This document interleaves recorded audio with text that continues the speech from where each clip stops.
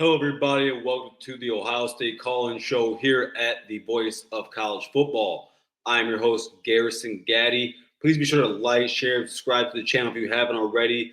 Make sure to hit that notification bell so you see all the content that we drop here at Ohio State, the Voice of College Football throughout the week on Mondays, Wednesdays, and Thursdays as we are here at the College Football Call-In Show. And then also Saturdays after every Ohio State game, you can check out Mike and myself for the Ohio State post-game show where we cap the game, and right after we allow you guys to come in and also give your thoughts on the game that Ohio State played. Of course, Ohio State's on a bye week, what we call improvement week, so we're a little bit restless right now until we get to the game at Washington.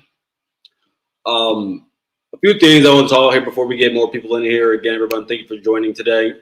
There was an article. Shout out to my guy DG Dylan on X. He posted this, and of course I jokingly said it, but like he hates Ross Bjork. I mean, in all reality, DG, he hates any Ohio State athletic director.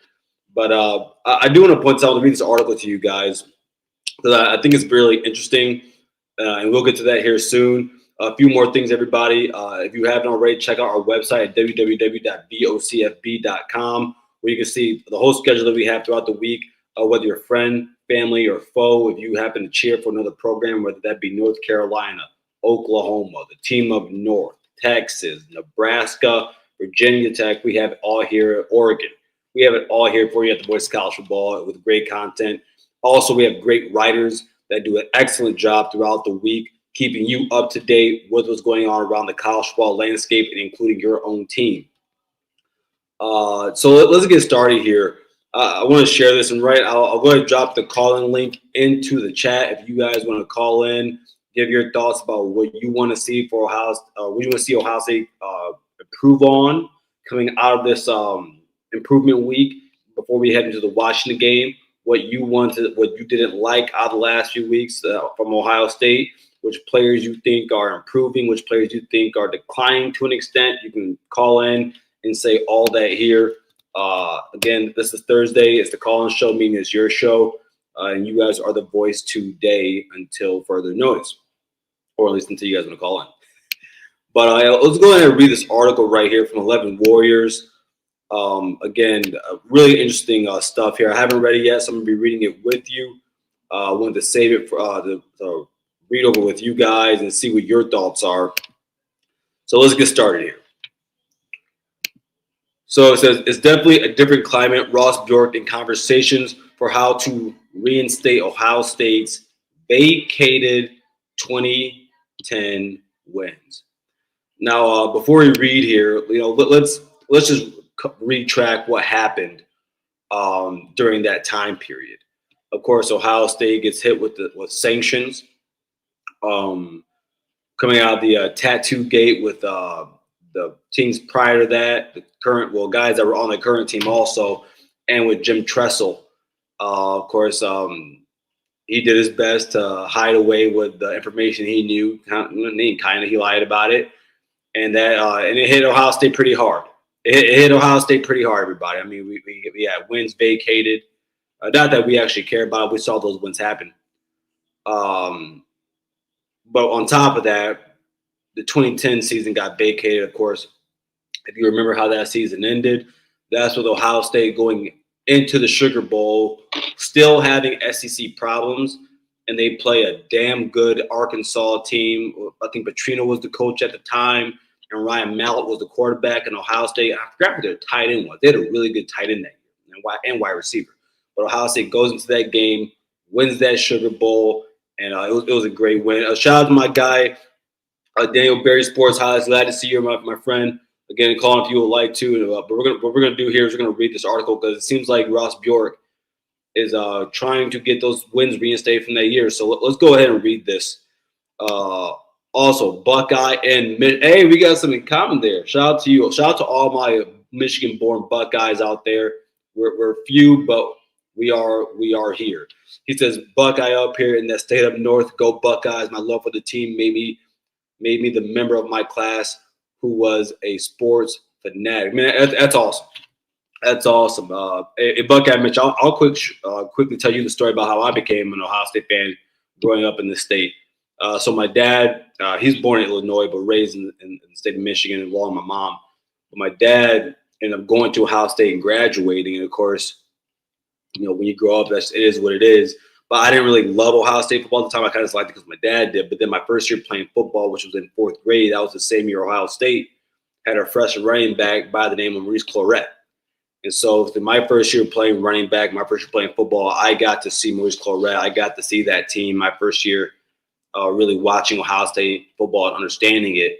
Or probably like before I did the year before, but really like loving it. And then, of course, they go on and beat one of the best teams ever in Miami. And, man, right after that, that's when I knew I loved the Ohio State Buckeyes. And it's been worth it ever since, man. Oh, hell no. I'm a Buckeyes from – you're from Lima. Hey, I'll tell you what. I actually have an old college football teammate who's from Lima, Ohio. I actually joke about Lima, Ohio a lot. Because I'm Ohio. My dad was a Wolverine while my mom was a second-generation Buckeye fan. Well, you chose the right side, my friend. You chose the right side. But again, everybody, before we get started, please go ahead and come in here, like the video. As again, if you want to super chat or anything else, that's awesome. But all we ask here is that you like the video. That goes a long way for us. And we truly appreciate it here at Ohio State, the voice of college football. But let's get in here and let's talk about what Ross Bjork is trying to do in reinstating these Ohio State wins. So it's by Chase Brown. Shout out to Chase Brown. But it reads, Ross Bjork said Thursday that conversations have begun about reinstating the Buckeyes 12 vacated victories from the 2010 season, including their Sugar Bowl win. During an appearance on the Ryan Day radio show, co-host Paul Keels and Jim Leachy asked for what it would take for Ohio State to have those wins restored. Bjork acknowledged the process is still in its early stages, but said the discussions are worth having. Quote, I had to testify in front of the legislative committee at the Ohio State Capitol, and I hadn't heard about. There was actually a proposed state bill that would get those wins back. I heard about that, Bjork said. It's something, look, I think given the climate, I think you have to at least ask the question. We haven't really pursued a whole lot, but there are a few questions that we have asked. Who knows where it'll go? Whether or not the wins return on paper, Bjork said, Buckeye fans should remember the season the same way. I completely agree with that. I can care less about it. It'll be nice to see it. You get those wins back. It's on the record. You get that Sugar Bowl back. But like I said, I don't think any of us forgot that season. We all know what that season was. It was a great season. Those wins are usually a piece of paper, Bjork said. We know what happened in those years. I mean, I was part of the Ole Miss football program that had to vacate some wins. I did not know that. That's hilarious. We still won that Sugar Bowl here at Ole Miss because everyone was there. We had that trophy. And so those are the things that you go through. But yeah, it's definitely a different climate. Sorry about that. The conversations are a lot different than they were before. Lacey joked about Ohio State's head coach during the 2010 season was Jim Tressel, whom Ohio Governor Mike DeWine appointed as state's lieutenant governor in February 2025. I mean, come on, Leachy said. It's gained 12 more victories. He's right there, Bjork continued, laughing along with Leachy, we do have access to him. And I'm not surprised by that at all, of course. He's a lieutenant governor, but I like to call Jim Tressel the president of Ohio or Columbus. So, yeah, I'm really interested in that. Really want to know what you guys think about that. Let me know in the comments. Like, what do you – how do you care now that Ohio State doesn't have those wins? Or would you prefer that Ohio State gets those wins back on paper? Now, me personally, like I said, look, I know what that season was, and I'm okay with it. I'm happy with it. That was a memorable season for me because I just simply remember all the people saying that Ohio State couldn't play with the SEC. The same way, if you remember, I think the year prior, Ohio State played Oregon. Everybody said that Oregon was too fast, or Ohio State um, couldn't hang with them, and we proved that to be wrong. But I remember that season so well, man. You know, seeing Terrell Pryor go out there in his last season at Ohio State, um, victorious, gets a win against the team up north. You know, win the Big Ten, and then you go and win that Sugar Bowl. It was a great year, and it's a year that should be remembered. And I think, in the grand scheme of things, it would be nice to be able to have that trophy back, because we won that trophy on the ground. I don't think anything that happened outside. Again, there's a difference between breaking rules and cheating. What Ohio State did was not cheating. Players go out there selling their memorabilia, which doesn't really affect it. It doesn't affect what happens on the field. And Ohio State went out there and won those games. So no, let me know what you guys think in the comments. We'll really love to hear your opinions on this. Again, hey man, let's hope. And one of the strongest things a college football fan can have is hope. So yeah, definitely want to see that happen. Again, everybody, if you haven't already, please go ahead and hit that like button and make sure you share this stream anywhere on your social media, whether it be Facebook, which would actually be awesome. I think that, I'm from the state of Michigan, right? So it wouldn't really work for me to share my stuff on Facebook. If you guys can, that would be great. We'll definitely help expand the Ohio State community that we have growing here at Ohio State, the Voice of College Football. Share it on X, anywhere else you'd like, but that would be great. Shout out to Antonio's, man. Shout out to my hey, Antonio's. You never told me. Duropolis. Am I pronouncing that correctly? I really want to know. Duropolis. I think I am, but I'm not sure. But Antonio said, been pounding the table for them to reinstate the wins. I say do it. I'm with you. I'm with you, man. Those wins really do mean something, I think, to the Ohio State fan base. And again, having that, to be able to put that trophy back in the Woody would be nice. It would be awesome, actually. I would love that. Oh, my man. That's what I like to hear. That's what I like to hear. Shout out to my brother Johnny Olden Jr. says, semantics, you get nothing. Johnny, hold up. See, Johnny, here's the thing. You guys don't have a show tonight. So you could freely call up right now and tell me why it's semantics, and tell me why Ohio State shouldn't want those wins back, and why Ohio State shouldn't want that trophy back in their trophy case. I mean, I understand that at your respective program, you guys don't have your, especially in your lifetime, the trophy case isn't as filled up. It's a little bit light in the ass. So I understand. But no, John, you have, listen, you're my man. You're my boy. You can freely call up and please explain to the rest of us why it's semantics. But that's just me. Shout out to the Honorable Jam. Hi, Garrison Jam. Always good to see you in here, my friend. So a few other things that have been on my docket to get everybody. The call-in link is in the chat if you'd like to call in and join the discussion, or actually start your own discussion about what you would like to talk about regarding Ohio State football. Would love to have you do so. But yes, a few more things I have on the docket here that I want to bring to you guys. See what your thoughts are on them. I want to know what you guys would grade Brian Hartline after the first two games. Of course, he didn't coach or call plays in the game against the Texas Downhorns, Shorthorns, whatever you want to call them. They're definitely not Longhorns. They damn sure aren't Steers. And so that's that. But given Grambling State, that's not even MAC talent. That's not even it's a bottom. No, it's not a bottom feeder. But they're not. They're FCS. Okay, they're D1 AA. They're just not up to par for what Ohio State has on their team.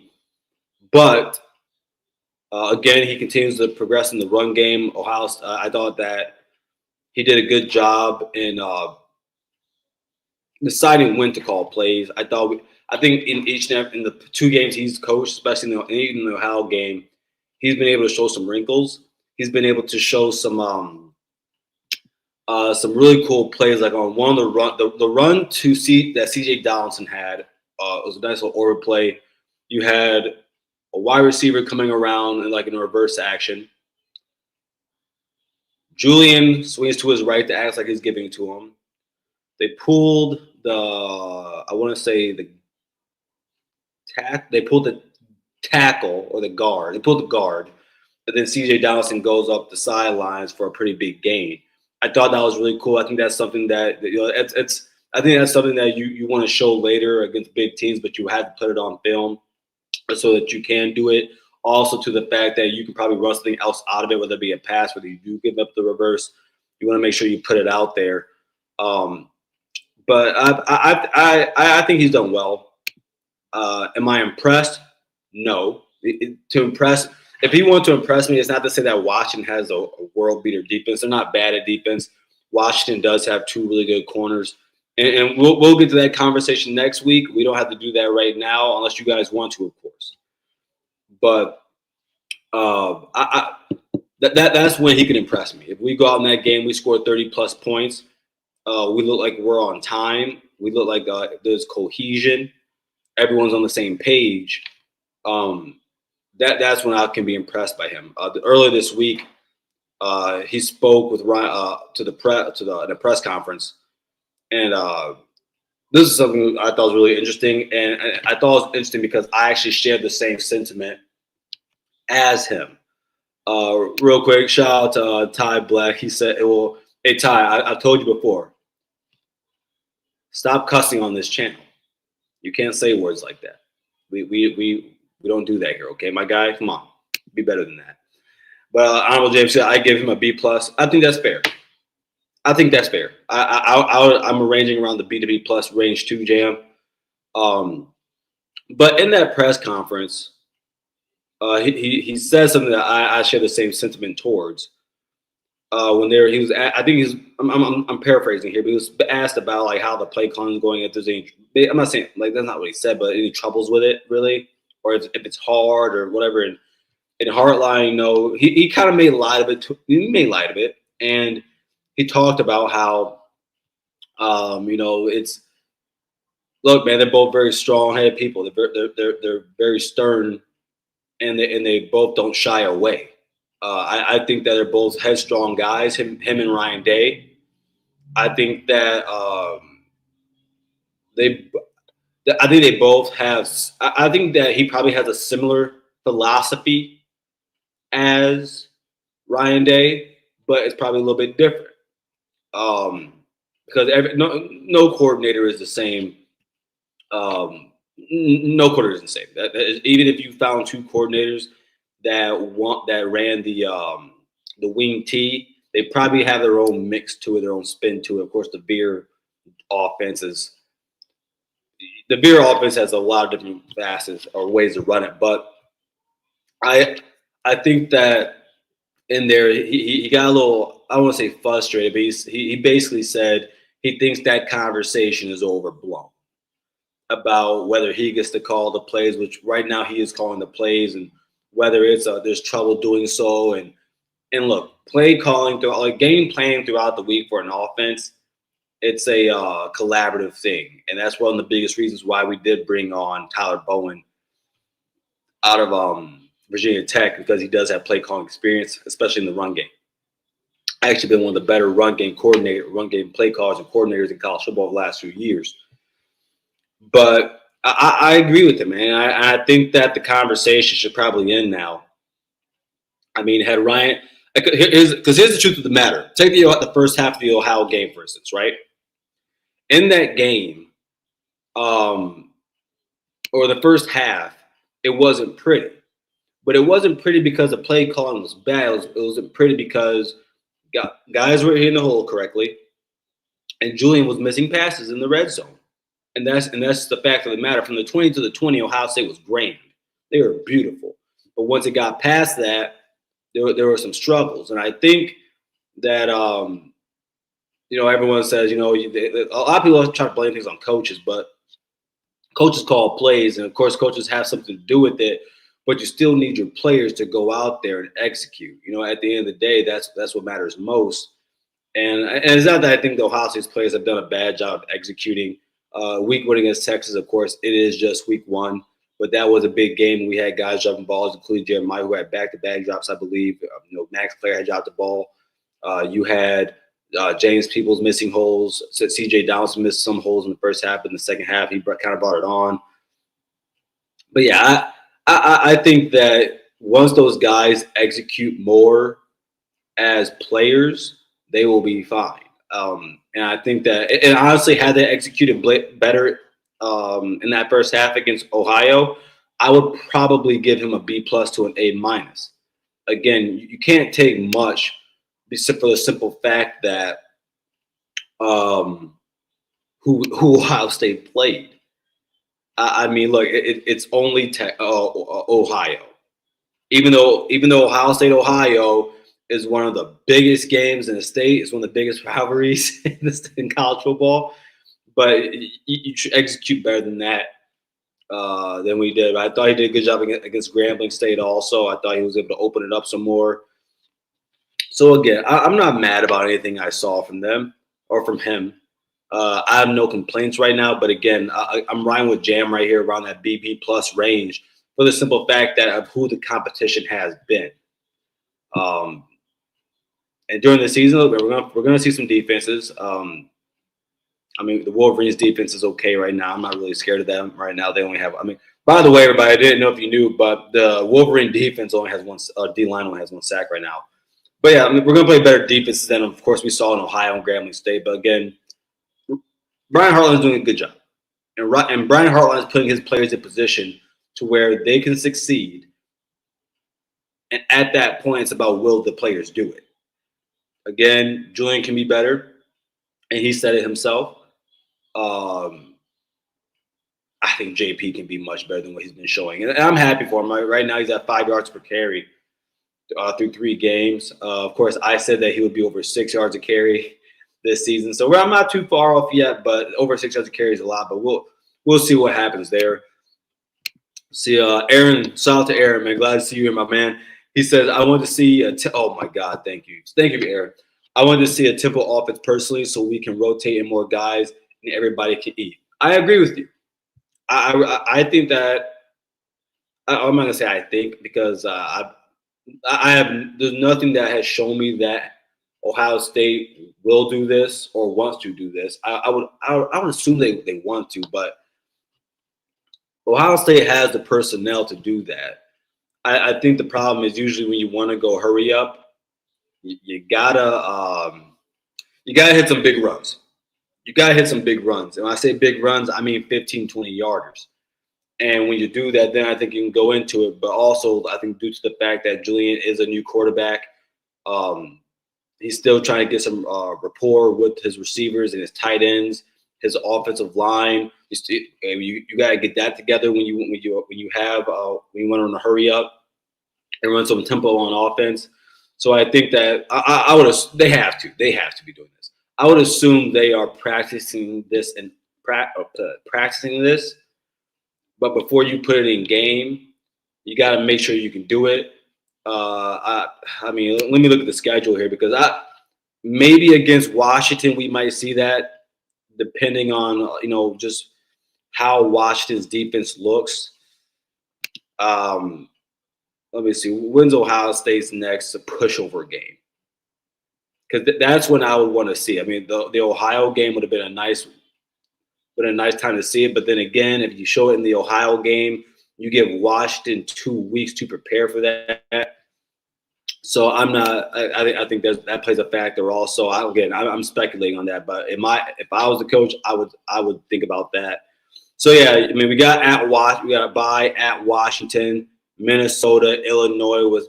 The Wisconsin game was probably the game to bring it out. And even then, I mean, I don't know because you got to bye before you play Penn State, and that gives Penn. Yeah, listen, I agree, Aaron. I agree with you. Forget the games. Forget when the schedule. They got to put that on tape, and I think they definitely should. Because if they don't, I think that they are. I think if they don't do that, you're holding back what your offense could be. You have the players to do that. You have the guys to rotate and do that. Ohio State's 3 deep at running back. We all know that. By the way, man, I would love to see if you guys want to talk about Bo Jackson. Let me know in here. Like, everyone in here, let me know right now. What are your thoughts right now on Bo Jackson? How do you think those carries should be split up? And do you and how many carries per game do you think Bo Jackson should be getting after seeing him in the last 2 weeks? Of course, against Grambling State, 8 carries for 109 yards, along with 51 and a touchdown. And then, of course, coming out in this game against Ohio, 9 carries for 109, along with 64. I think he had 110 total yards from receiving also, showing his receiving ability, which I think is awesome. So, yeah, man, I really want to know what you guys think about Bo. Shout out to Brad 501. Never seen you here, Brad. Thanks for joining, man. I hope you subscribe to the channel, hit that like button. But he says, go Bucks from Detroit. Oh, you in Detroit, man? Hey, man. Hey, so I'm actually in Grand Rapids over on the other side of the state from you. But I spent a lot of time in Detroit, man. Detroit is one of the best cities in the States, man. I love Detroit. Got a lot of family over there. My mom's from there. Brad, let me know. Are you a Lions fan? I want to know. I'm not a Lions fan, but I want to know if you are. I'm only a Detroit Tigers and Pistons and Red Wings fan. But, yeah, man. Shout out to you, my man. Or lady, I don't know if you're a lady or a guy, but shout out to you. Don. Don, what's this name? Head of the table? What's up, my man? What's going on? I see you, Garrison, with that young at. Oh yeah, no, man. Hey, wait. Young. What do you mean young? Well, huh. So before I got on tonight, my sister, she's I'm not gonna put her business out there, but I helped do the ticket stand today at a JV game, and I got support, man. I got support last week. I was last week got this shirt here from them. Shout out to the West Catholic Falcons. They had their military game where they say the names of all the people in attendance who are serving in the military. Have a special section for us, and I was able to be over there. Of course, my prior service being in the Navy, go Big Navy, and so yeah, man. But and if you mean the shirt's tight, man. Hey, don't get mad, baby. Don't get mad. But yeah, bro, good to see you, my man. Aaron says I think Bo Jackson should be RB1, then CJ RB2, and then JP at RB3, with Bo getting majority carries. Aaron, how many carries do you want? So because I said earlier this week, I would want somewhere around. Listen, I want some games where I see him get 15 to 20. Because I just want to see what he can do with that. I think Bo Jackson has the talent to be great. I'll put it this way. I think Bo Jackson has the talent to be the next great Ohio State running back. And when I say great Ohio State running back, I mean since J.K. Dobbins. No, I don't put. I love Trey Henderson. Don't put him in. I don't put him in that. In that conversation, I would say like J.K., Beanie, Maurice. I'm missing one. Carlos Hyde. Like I'm talking like since 2000 on, those are the guys that I would put in that conversation. But I think he definitely has it in on him. You see, Aaron, he says probably 12 to 15 because wide receivers got to eat too. You ain't lying. You ain't lying. Man, shout out to Don for the $4.99. He said for being a good dude, even though you got your nephew.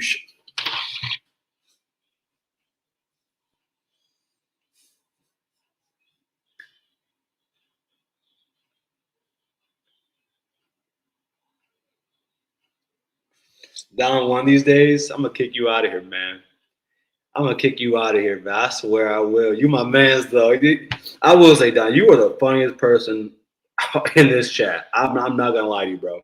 You are the funniest person in this chat. He's for being a good dude, even though you got your nephew's shirt. Woo, that's funny, man. That is hilarious. That's hilarious, man. I can't stand you. See, Buck Emmett said to think Sand hasn't gone super yet. He hasn't yet, and I appreciate you, Buck Emmett, because we're actually going to get to something I want to show you guys. Again, I'm going to go ahead and put the call-in link in the chat. Would love if you guys want to call in. You don't got to bring your face up if you don't want to. I give you the backdrop, but we'd love to talk to you guys and see what you think about this Ohio State team. But before we continue, everybody, quick message here from the voice of college football and our fearless leader, Mark Rogers. College football is even more exciting when you've got some action on the line, and the games are even better when you're cashing in. And the voice of college football is the place to be to get the greatest value. Start with my picks. 75% against the money line, 58% against the spread, and I've got a 40-plus year track record. 11-0 in the college football playoff for me last year against the money line, 8-3 against the spread. And I'm just the warm-up act. Steve Merrill of Wager Talk is our ace in the hole, show stopper. 7 years with the voice of college football, over 30 years in the industry. Steve gives us analysis on all the big games, but you can't miss Steve's weekly under-the-radar pick. 28-12 against the spread the last 3 years. You also get picks from some of our top analysts here at the Voice of College Football, including Corey Bratta, Matt Zemek, and Steve Dace. Check out those numbers. Become a YouTube or Patreon member for just $99 per month. Go to the main channel on YouTube, click join, and then select the betting tier. Do the same thing on Patreon. Make 2025 a winner now. Awesome, guys. And by the way, I'm slipping a little bit here. I forgot to give you guys my best bets of the week. So maybe as we end the show, if nobody calls in, we can actually read through that also, and I can go in and do that. You guys can see how I actually do my how I go about my betting process. And then again, one last message here from the Voice of College Football. Get your business, product, service, or personal brand to the next level by partnering with the Voice of College Football, and let's find out how we can also help you reach your target market. The Voice of College Football is a growing network with a large following, so let's find out how we can help you grow with us. Check out the experience of one of our current partners, that being Win Agency, posted here on the screen. And just like them, we are here to deliver for you. Contact us at sponsorships@vocfb.com. Again, that is sponsorships@vocfb.com today. So, I want to show you guys something I came across. And I think this is wild to see because Julian saying, and shout out to Crane & Co. I asked Crane on there, what does specifically Jay Crane, and shout out to them, they have a great show. If you haven't already, you should definitely go subscribe to them. But I asked them, what does Julian have to do to be in your top 10 quarterbacks? They all three gave their list, and Julian didn't reach the top 10 for any of them. And I was actually surprised by that. I won't say I was surprised by it. I won't say I was surprised by it for the simple fact that I think that he has been somewhat overlooked. I think he was overlooked during the offseason. A lot of quarterbacks got a lot of conversation on them, except him. And I was really amazed by that because I think, coming out of high school, Julian was, depending on where you looked, he was the number one quarterback out of high school. Composite-wise, it flipped a lot between him, Dylan Raiola, who's having a good season coming off of last year with 13 touchdowns, 11 picks. And then, of course, we all know what DJ Lagway, man. I don't know what his problem is, but he's not playing well right now. But I want to show you guys this. It might be a little blurry, but this goes to what my guy Buckeye and MI said. He said the thing saying hasn't gone super yet. And so here's this for you all to look at because it's outstanding how Julian is playing right now. And I don't think he's getting enough credit for it, especially when other guys have not played the schedule. He has played basically because he has Texas on his bracket. And yeah, but let me show you guys this, and let me know if you guys can't see it clearly. Here we go. So this right here is Julian's pass chart. And I'm going to zoom in a little bit. Of course, if you see that dotted line across the bottom, that right there is a line of scrimmage. But I want to look past 20 yards. 1, 2, 3, 4, 5, 6, 7, 8. Julian Sand right now leads the nation in passes over 20-plus yards at 100%. He's 8 for 8. Mind you, I don't know if you guys can see my mouse right now, but there's three blue dots. 1, 2, 3, 4, 5, 6. No, I'm sorry. 6. Yeah, 6 of those dots. 6 of those 8 dots are touchdowns. That's what the green stands for. And so Julian, man, he's been awesome. Second in the nation right now at 79% when it comes to completion percentage. Of course, he has those 3 interceptions. The one against Grambling State in the end zone, that wasn't a pretty one. And he knew. He came back to the sideline, said I was late on that, which he was. Then you go and look at the Ohio game. He has that one goofy pick that ball got tipped in the air. Well, I wouldn't call it goofy. That's just football. The ball got tipped in the air. It is what it is. That second interception now, and you can see it on the chart right here. It's the red dot about 8 yards behind the line of scrimmage when he backed up. He was getting sacked. And in that moment, Ryan Day actually talked about that. He's got to learn to take that sack. But, he tried to throw it ahead of him. And the ball, I not kid you, that ball, I think we all saw it. It probably went 2 to 3 yards.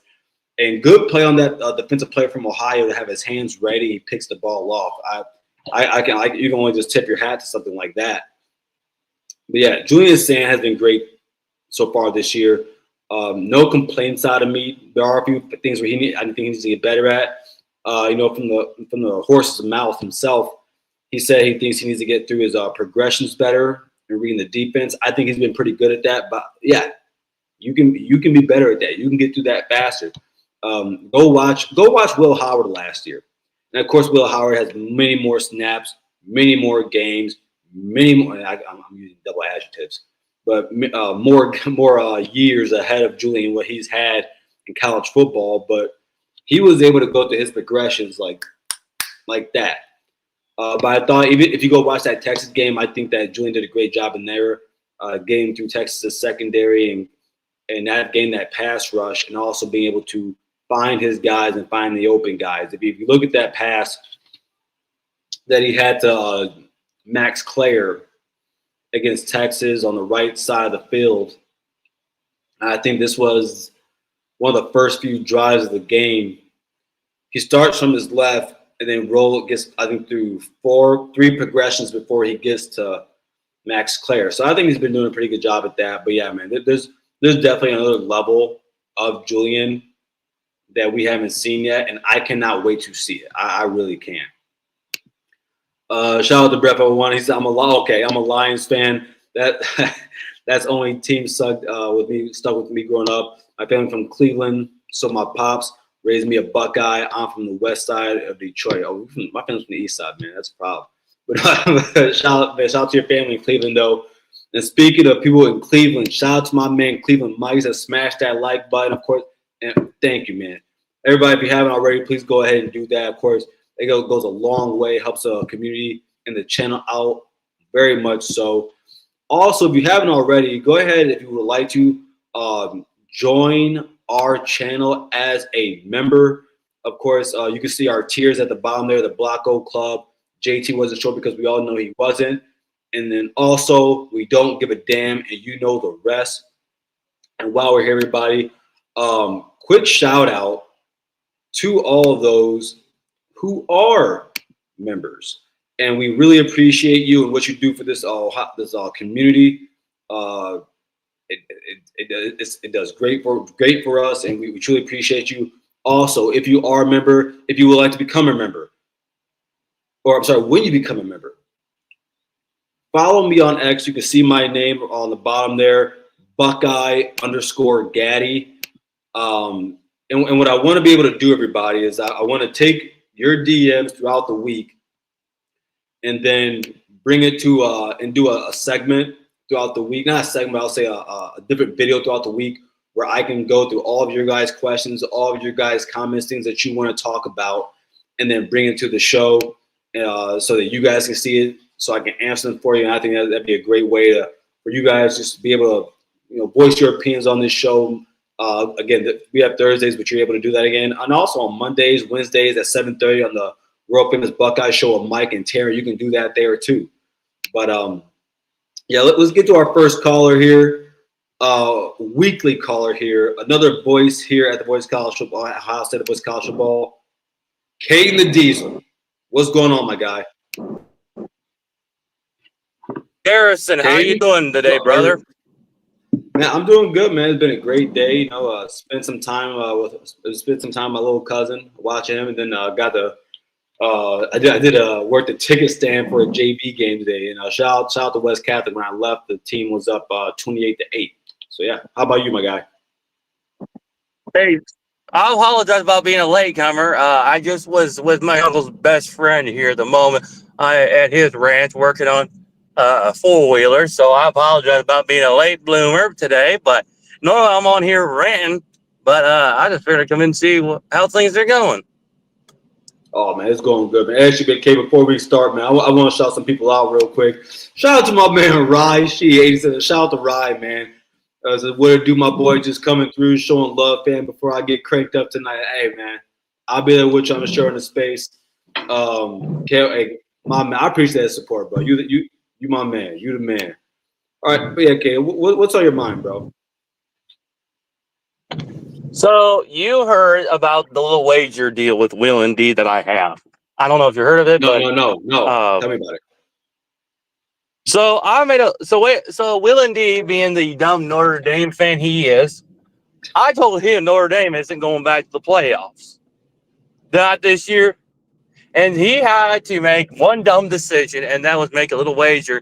And he said that if Notre Dame loses one more games and they're out of the playoff contention, he'll give me $500. Wait. So he made a bet for $500 that Notre Dame would make the playoffs. And I'm already about to win that bet. All right, so let's go through the schedule real quick, okay? So of course we both know they lost. Go ahead. They already lost to Miami and Texas. Yes, and I think those are two. I mean, they lost those games by a combined 4 points, and I also do think Miami is either number 2 or number 1 team in the nation. But I mean, look at this. Miami is a good team. Yeah, they're damn good. But so they play Purdue next. That's a win, you would say, right? Yeah, but it could be a loss too because no, Caden, we ain't doing that. Caden, we ain't doing that. They're gonna be Purdue. But the ones I'm concerned about. No, I was gonna say this is a conversation we can have. The next week they go to Arkansas. Have you seen Arkansas play this season? Yeah, but that's gonna be an on the road SEC. Oh, I'm losing you, buddy. Are you driving right now? I'm losing you. You what? I got you back. All right, I was losing you for a second. You're going in. What'd you say? But no, I think that at Arkansas game, like I was gonna say. Go ahead. I was gonna say that Arkansas game is gonna be a loss. It could. I don't know yet, but that will be a shootout. I'll tell you that much. And on the other hand, whatever game, and if they lose that game, they're done. Because I mean, they have that game, USC, and then I think right now that's a 2-game schedule right now.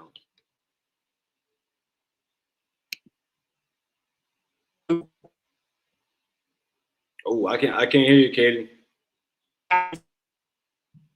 Can you hear me now?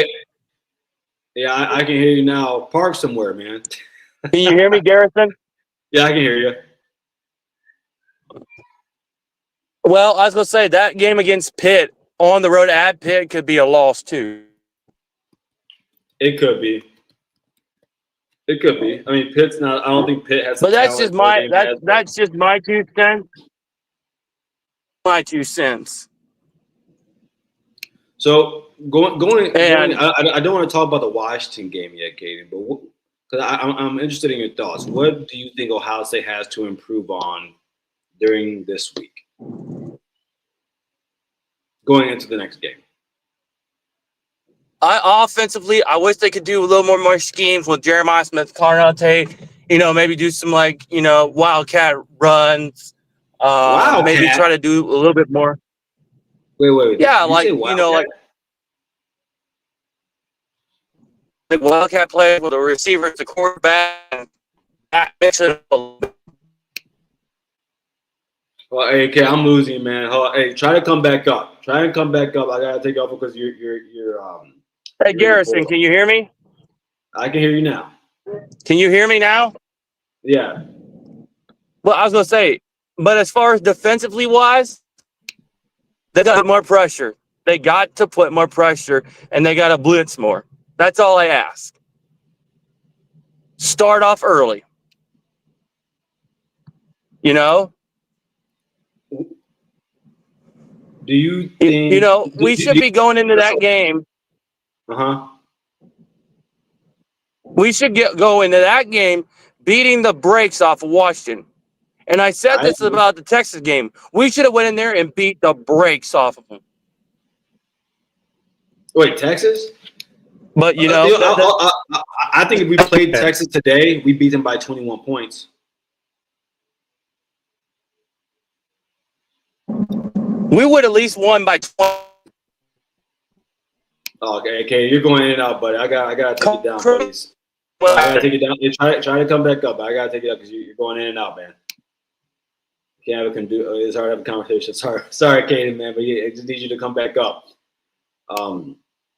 But no, but to what Kaden was saying, I do agree with that. I think if Ohio State were to play Texas today, I think we would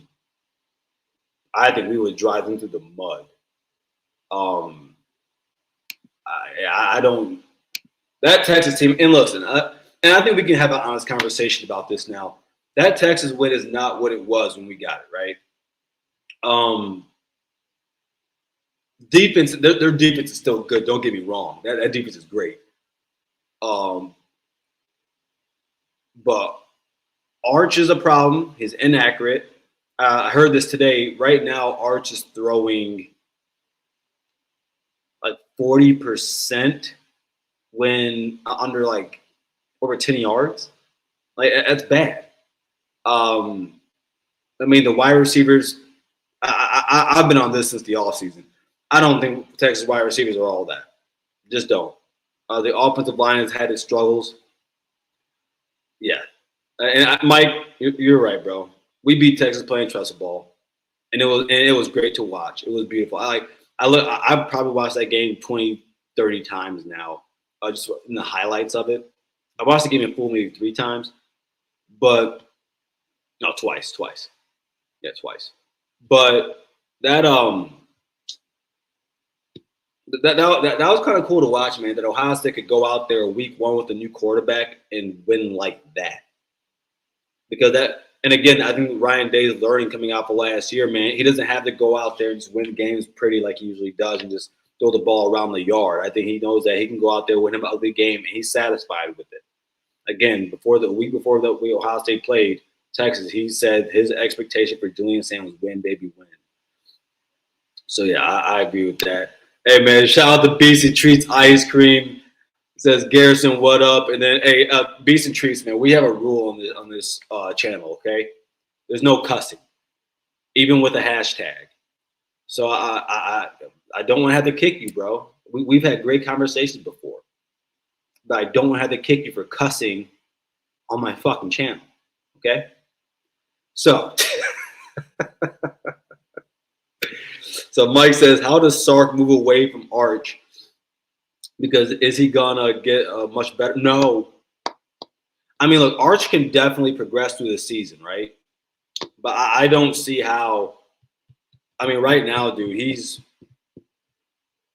and I know a lot of Wolverine fans don't like when we talk about Matt Patricia and what he did defensively. I think we shook his confidence. I think we did. I think Arch does it. I think in Arch's mind, he's even questioning how good he is himself. And I think Ohio State has a lot to do with that. Thank you, Mike. Let it be known. But real quick, guys, before we get out of here, I'm gonna do this with you guys, and shout out to our friends over at FanDuel, everybody. I want to go through some of these betting lines this week because with you right now, I am going to pick my 5 games of the week. So I'm scrolling through this right now. A lot of these games this week I don't like it a lot. A lot of these games I think we're still trying to figure out who these teams are.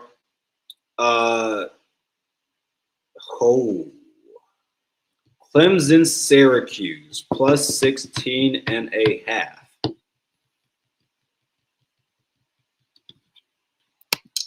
I'm putting that one down. Of course, Clemson right now has been struggling offensively. Of course, if you don't know yet, everybody, Garrison chose third person.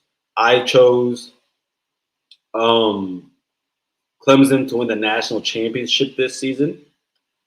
I said that Kate Klubnik would be in New York City for the Heisman ceremony. I'm here to tell you today, neither of those things are happening. Not by damn sight.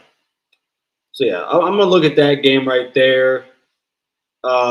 Texas Tech in Utah.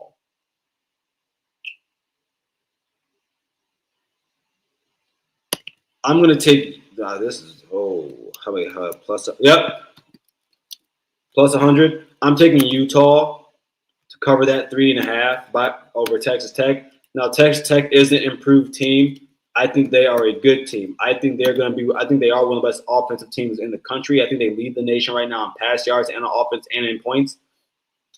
But I think Utah's a greedy team. I think this is going to be by far the best team that Texas Tech has played. And I think you can say the same for Utah. But I think when it comes to what Utah has in the trenches, I think the quarterback is playing really good football right now, and the same for Texas Tech. But I think Texas Tech is going to be able to control this game in the trenches. I think their defense is going to be able to stop Texas Tech to an extent. I don't think Texas Tech is going to be able to stop Utah. So I'm going to take Utah 3.5 over Texas Tech. Let's see.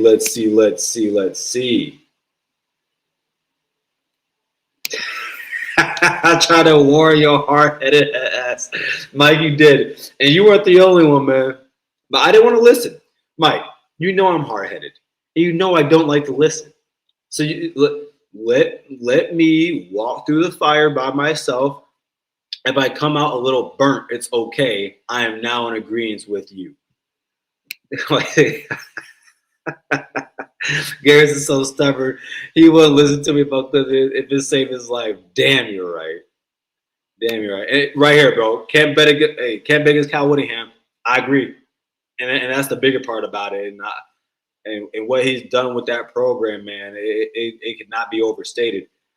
Yeah, so let's continue here.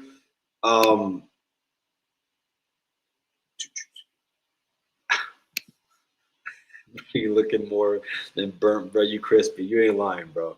I will say, Mike. No, hold on. I'm burnt. I'm not crispy yet. I would be crispy if I continue with it like halfway through the season, and then after that, I'm well done, bro.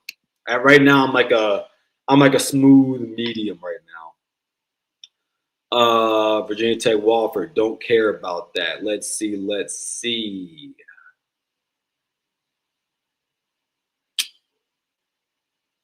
I'm gonna stay away from that UNLV Miami game. Oregon State.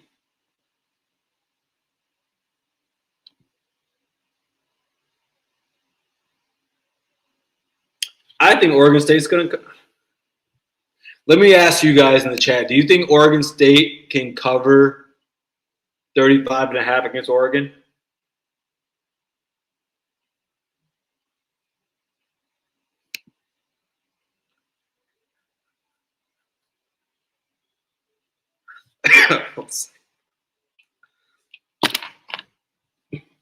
Don, you're trying to tell me this shirt doesn't fit? What are you talking about? Like, I don't get it, bro. I don't get you. I think Don's just talking about my arms right now because I listen, man. I work on them pretty. I work on them pretty well. I like to work my arms, getting things going.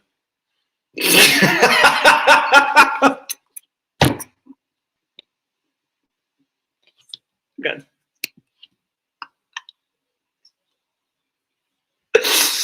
Yo, you guys are killing me today. This is great. I love this channel. I love this community. This is family, baby. This is family. What's up, man? Come here. Put a smile on. What's up? You want to say hi to everybody? Sorry, everybody. This is my little cousin Ethan. Hold up a second. Come here. What's going on, man? Say what's up to everybody. What's up? Wait. I don't know if they can hear you. But yeah, man. Let me see. Abdul says thoughts on Illinois versus Indiana. Oh man, yeah. Hold on. We're gonna put this betting stuff to the side for a second. Hey, Matt, you got his shirt on. No, so when it comes to Indiana, Illinois, I have Indiana winning this game. I think Illinois, if I'm not wrong, the game is at Indiana. But I think that Illinois is a really good – I think they're a good team. I think that Illinois has the ability to run the ball pretty well. Of course, Luke Altmaier is one of the better big quarterbacks in the Big Ten. Brett Bielema. I know a lot of people hate Brett Bielema. I'm a fan of him. But with that being said,